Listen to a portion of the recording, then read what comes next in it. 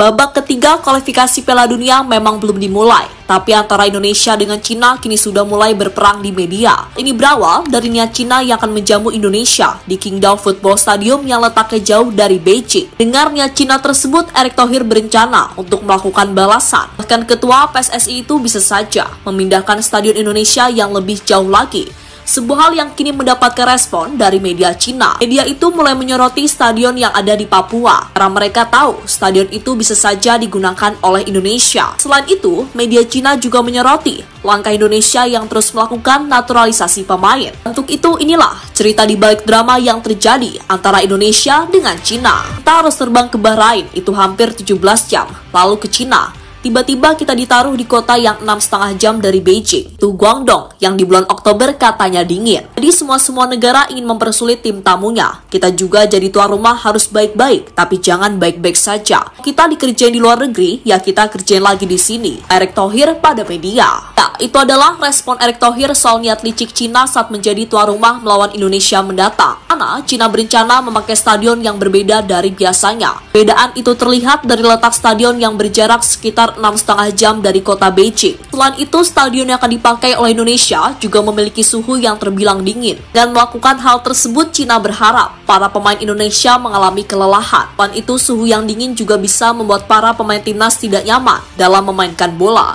Tentu sebuah tantangan yang pastinya bakal dihadapi oleh Jordi Amat dan kawan-kawan. Selanjutnya, untuk membalas niat Cina tersebut, Indonesia berencana bakal mengerjai balik mereka. Caranya sama, yakni dengan memakai stadion yang tidak biasa dan letaknya sangat jauh dari Jakarta. Bahkan menurut beberapa rumor yang beredar, Indonesia bisa saja memakai stadion Papua Bangkit, di mana jika dihitung jaraknya terbilang sangat jauh, yakni sekitar 5.000 km lebih. Ini dihitung berdasarkan jarak Jakarta dengan Jayapura. Tentu sebuah balasan yang tak main-main dari Indonesia. Karena nyatanya mereka tetap bisa membuat Cina sengsara dengan melakukan perjalanan super jauh. Media Cina kaget saat melihat letak stadion Papua Bangkit. Langkah Indonesia itu akhirnya mendapatkan respon dari media Cina. Mereka kepo dengan stadion Papua Bangkit yang kabarnya bisa dipakai timnas Indonesia untuk menjamu timnas Cina mendatang. Saat melihat letaknya, media Cina kaget.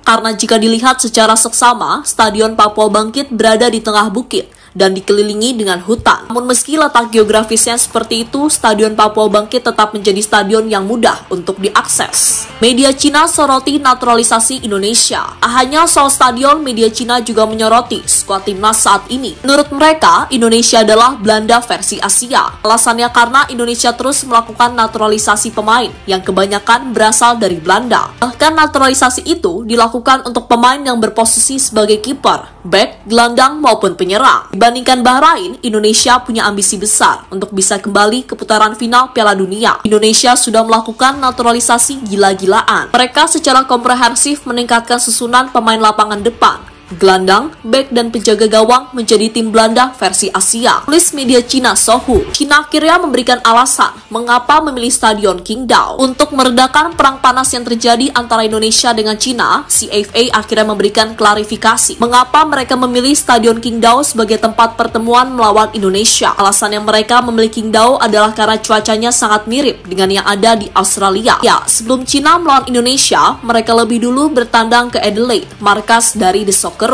Mengingat kondisi iklim, suhu di Adelaide pada bulan Oktober tergolong sedang, dan timnas merekomendasikan memilih kota dengan kondisi iklim yang relatif sama. Tulis CFA dikutip Sina Sport. Lebih lanjut, entah nantinya bakal terjadi atau tidak, namun yang pasti Indonesia tak akan berdiam diri jika nantinya dikerjai saat bermain di babak ketiga kualifikasi Piala Dunia. Berdasarkan ucapan Erick Thohir tadi, Indonesia pasti akan melakukan balasan. Intinya, jika Indonesia dijamu dengan baik di negara lain, pastinya Indonesia juga akan memberikan jamuan terbaik bagi negara tersebut jika berkunjung ke tanah air, dan itu berlaku sebaliknya. Jadi itulah lanjutan drama yang terjadi antara perang dingin Indonesia dengan timnas Cina.